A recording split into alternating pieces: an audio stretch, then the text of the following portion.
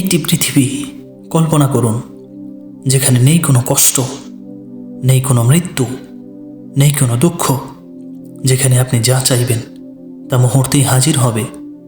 এমন এক জীবন যা শুরু হবে মৃত্যুর পর, কিন্তু শেষ হবে না কখনোই। চলুন আজ আমরা জান্নাতের সেই অপরূপ সফরে যাই, যেখানে প্রতিটি মুহূর্ত শান্তি, ভালোবাসা আর আল্লাহর রহমতে ভরপুর। আসসালামু আলাইকুম রহমতুল্লাহ। আজকের এই ভিডিওতে আমরা জান্নাতের সেই বিস্ময়কর জগতে একবার চোখ বোলাবো, যেটা আল্লাহ তাআলা মুমিন বান্দাদের জন্য প্রস্তুত করে রেখেছেন। এই ভিডিওটি শুধু একটি গল্প নয়, এটি একটি প্রেরণা, একটি লক্ষ্য, একটি দাওয়াত জান্নাতের পথে ফিরে আসার। আপনি যখন কবর থেকে উঠবেন, আপনার সামনে থাকবে দুইটি রাস্তা, জান্নাত অথবা জাহান্নাম।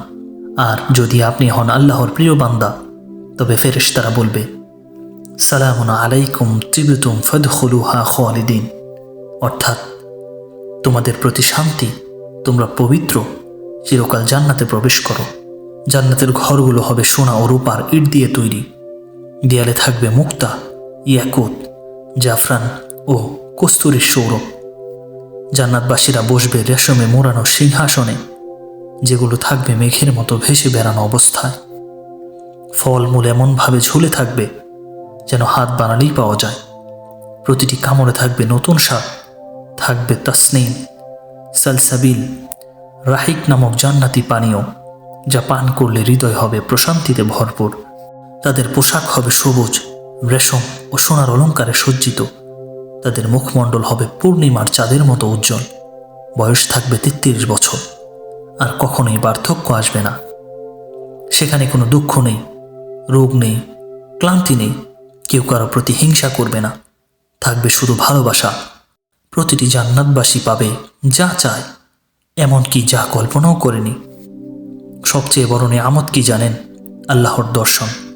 হ্যাঁ, জান্নাতের সর্বোচ্চ পুরস্কার হবে আল্লাহর মুখমণ্ডল দর্শন, যা সমস্ত নিয়ামতের চেয়েও উত্তম। আল্লাহ তাআলা দুনিয়াকে পরকালের শস্যক্ষেত্র হিসেবে নির্ধারণ করেছেন। যারা এই দুনিয়ায় তার দেখানো পথে চলবে, বিশ্বনবী মুহাম্মদ সাল্লাল্লাহু আলাইহি ওয়াসাল্লামের আদর্শ মতে জীবন পরিচালনা করবে, তারাই সফলকাম, তারাই জান্নাত লাভ করবেন। জান্নাতে সর্বপ্রথম প্রবেশকারী হিসেবে মর্যাদা লাভের ব্যাপারে হাদিসে এসেছে। হযরত আবু হুরায়রা রাদিয়াল্লাহু আনহু থেকে বর্ণিত, তিনি বলেন, রাসূল করিম সাল্লাল্লাহু আলাইহি ওয়াসাল্লাম বলেন, আমরা সবার শেষ প্রেরিত হয়েও কিয়ামতের দিন সবার প্রথম জান্নাতবাসী হব। আমরা সর্বপ্রথম জান্নাতে প্রবেশ করব। পবিত্র কুরআনে মহান আল্লাহ বলেছেন, আল্লাহ মুমিন পুরুষ ও মুমিন নারীদের জান্নাতের ওয়াদা দিয়েছেন, যারা নিজ দিয়ে প্রবাহিত হবে নহর, তাতে তারা চিরদিন থাকবে। এই ওয়াদা দিচ্ছেন আল্লাহ। স্থায়ী জান্নাতে পবিত্র বাসগৃহের আল্লাহর পক্ষ থেকে সন্তুষ্টির সবচেয়ে বড়। মহানবী সাল্লাল্লাহু আলাইহি ওয়াসাল্লামের কিছু হাদিস দ্বারা বোঝা যায়, বেহেশতে বাজার থাকবে, তবে সেই বাজারে চাল, ডাল, তেল, আটা, ডিম, কাঁচামরিচ ইত্যাদি বিক্রি হবে না। সেই বাজার হবে একদম ভিন্ন। সেখানে পণ্যের দাম বেড়ে যাওয়ার কোনো অবকাশ নেই, কারণ সেখানে বেহেশতবাসীদের যে পণ্য পছন্দ হবে, সে তাৎক্ষণিক ওই জিনিসের মালিক হয়ে যাবে। কোনো বেচাকেনার নিয়ম থাকবে না। সেখানে গেলে মানুষের পোশাক ও শারীরিক সৌন্দর্য স্বয়ংক্রিয়ভাবে বেড়ে যাবে। হাদিস শরীফে ইরশাদ হয়েছে, আনাস ইবনে মালিক রাদিয়াল্লাহু আনহু থেকে বর্ণিত, রাসূল করিম সাল্লাল্লাহু আলাইহি ওয়াসাল্লাম বলেন, জান্নাতে একটি বাজার থাকবে। প্রত্যেক জুমায় জান্নাতি লোকেরা এতে একত্রিত হবে। তারপর উত্তর দিকের বায়ু প্রবাহিত হয়ে সেখানকার ধুলাবালি তাদের মুখমণ্ডল ও পোশাক পরিচ্ছেদে গিয়ে লাগবে। এতে তাদের সৌন্দর্য এবং শরীরের রং আরও বেড়ে যাবে। তারপর তারা স্ব পরিবারের কাছে ফিরে আসবে। এসে দেখবে তাদের শরীরের রং এবং সৌন্দর্য অনেক বৃদ্ধি পেয়েছে। এরপর তাদের পরিবারের লোকেরা বলবে, আল্লাহর শপথ, আমাদের কাছ থেকে যাওয়ার পর তোমাদের সৌন্দর্য বৃদ্ধি পেয়েছে। উত্তরে তারাও বলবে, আল্লাহর শপথ, তোমাদের শরীরের সৌন্দর্য তোমাদের কাছ থেকে যাওয়ার পর বহুগুণ বেড়ে গেছে। কোনো কোনো বর্ণনা মতে সেই বাজারে বেহেশতের বাসিন্দারা মহান আল্লাহর দিদার লাভ করবে। সাঈদ ইবনুল মুসাইয়িব রাহিমাহুল্লাহ থেকে বর্ণিত, একদা তিনি আবু হুরায়রা রাদিয়াল্লাহু আনহু এর সঙ্গে দেখা করলে তিনি বলেন, আমি আল্লাহ তাআলার কাছে প্রার্থনা করছি, তিনি যেন আমাকে ও তোমাকে জান্নাতের বাজারে একত্রিত করেন। সাঈদ রাহিমাহুল্লাহ প্রশ্ন করেন, জান্নাতে কি বাজারও আছে? তিনি বললেন, হ্যাঁ। রাসূল করিম সাল্লাল্লাহু আলাইহি ওয়াসাল্লাম আমাকে জানিয়েছেন যে জান্নাতীরা জান্নাতে গিয়ে নিজ নিজ আমলের পরিমাণ ও মর্যাদা অনুযায়ী সেখানে জায়গা মর্যাদা পাবে। তারপর দুনিয়ার সময় অনুসারে জুমার দিন তারা তাদের রবের দর্শনে অনুমতি দেওয়া হবে এবং তারা তাদের রবকে দেখতে আসবে। তাদের জন্য তার আরশ প্রকাশিত হবে। জান্নাতের কোনো এক বাগানে তাদের সামনে তাদের প্রভুর প্রকাশ ঘটবে। তাদের জন্য নূর, মণিমুক্তা, পদ্মারাগমণি, জমরুদ ও সোনারূপা ইত্যাদির মিম্বার সমূহ রাখা হবে।